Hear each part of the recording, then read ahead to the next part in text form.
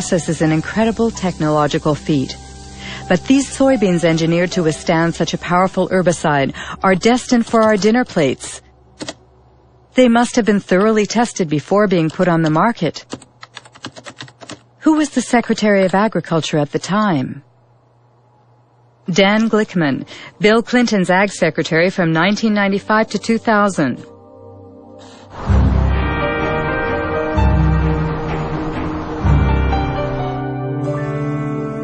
What I found in the early years I was involved in the regulation of biotechnology, that there was a general feeling in agribusiness and inside our government in the U.S. that if you weren't marching lockstep forward in favor of rapid approvals of biotech products, rapid approvals of GMO crops, then somehow you were anti-science and anti-progress.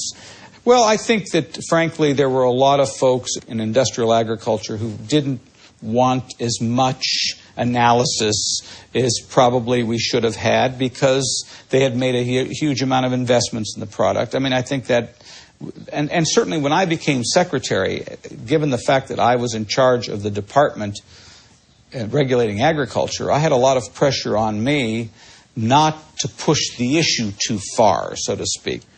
But I would say even when I opened my mouth in the Clinton administration, I got slapped around a little bit by not only the industry, but also some of the people even in the administration. In fact, I made a speech once where saying that we needed to more thoughtfully think through the regulatory issues on GMOs.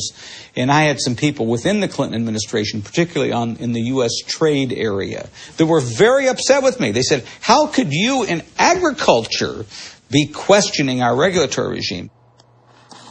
In a nutshell, in the United States, the Secretary of Agriculture doesn't stand a chance against the multinationals. But just how are GMOs regulated in the United States? The most crucial policy on the subject was published by the FDA, the Food and Drug Administration, which is legally responsible for regulating the safety of food and medicine. Title: Foods derived from new plant varieties. Date: May 29, 1992. Principle 1. Foods derived from genetic modification are regulated within the existing framework that applied to foods developed by traditional plant breeding. Obviously, the FDA decided not to create a special category for GMOs. For further information, contact James Mariansky, who headed the biotechnology department at the time.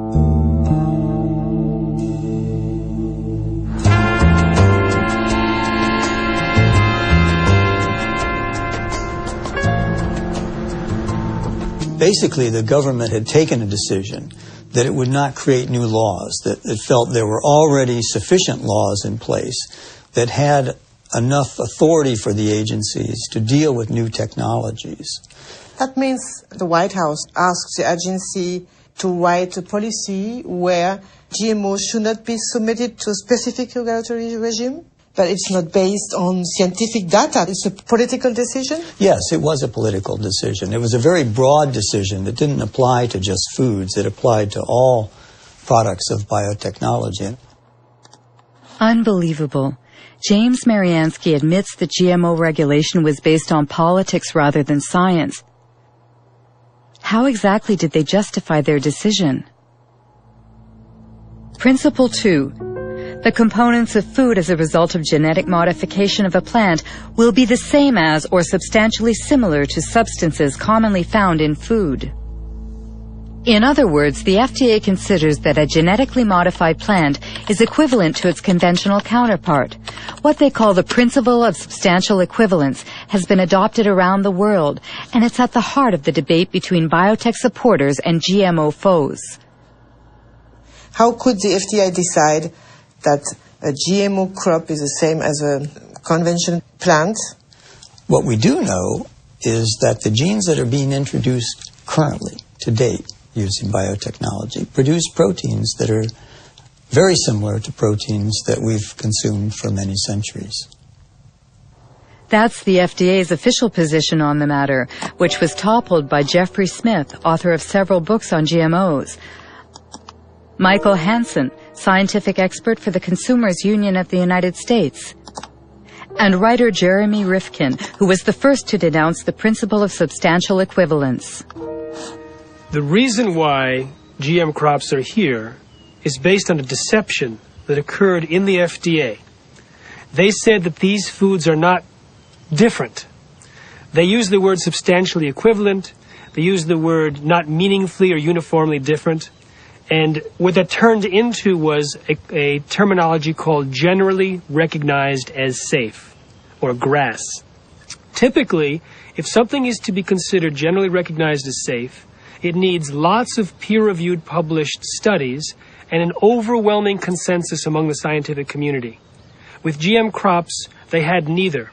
What FDA was saying was if you introduce a gene into a plant, that gene is DNA, and we've consumed DNA. We have a long history of consuming DNA, and we can establish that that is GRAS. We were trying to say that these things should be considered food additives. When you want to put a new coloring agent in a food, the tiniest bit of coloring agent or a preservative or some other tiny chemical, that's considered a food additive, and you have to go through all these procedures to show it's that it meets the criterion of reasonable certainty of no harm. But when you genetically engineer a food which can cause untold differences in that plant, they don't require anything. Here in Washington, if you were to have an evening and go out and get a drink at one of the local haunts where all the lobbyists hang out, everybody would laugh about this. They all know this was a joke, this substantial equivalency. This was simply a way to paper over the need for these companies, especially Monsanto, to move their products into the environment quickly with the least amount of government interference. And I should say they were very, very good at getting their interest expressed. I remember meetings that we had where the Monsanto scientists met with the FDA scientists, and they went through the kinds of modifications that they were making and how those were being done. And basically what they were also saying to FDA is, how will these products be regulated? I have never seen a situation where one company could have so much overwhelming influence at the highest levels of regulatory decision-making as the example of Monsanto with its GM food policy in the government. Exceptional news footage actually shows George Bush Sr. visiting Monsanto's research facility 9 years before Roundup-ready soybeans were first sold.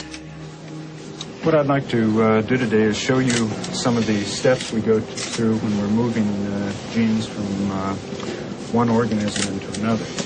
And you'll actually be doing the very little manipulations we do in the laboratory, where we take DNA, cut it apart, mix different pieces together, and then rejoin them, splice them back together. This tube contains DNA that was made from a bacterium. DNA would look the same whether it was from a plant or an animal. What are we saying here? Oh, I see. And this will lead you to do what? To have a stronger plant, or a plant that's resists herbicide? In this case, it resists the herbicide. I see. We have a fabulous herbicide. This is a chemical that will... When George Bush Sr. toured the company's headquarters, he was Ronald Reagan's vice president, and deregulation was this Republican administration's watchword. The intention was to boost industry by eliminating what White House hardliners called bureaucratic hurdles, like health and environmental safety testing, which were Monsanto's key problems. We have before USDA right now a request to test this for the first time on a farm in Illinois this year. And get hallucinating about it, we'll lose another year. Yes, we will. And then the expense goes out and nothing happens because you can't do it. Yeah, and I would say, quite frankly, we have no complaint about the way USDA is handling it. They're going through an orderly process. They're making sure that as they deal with these new things, they do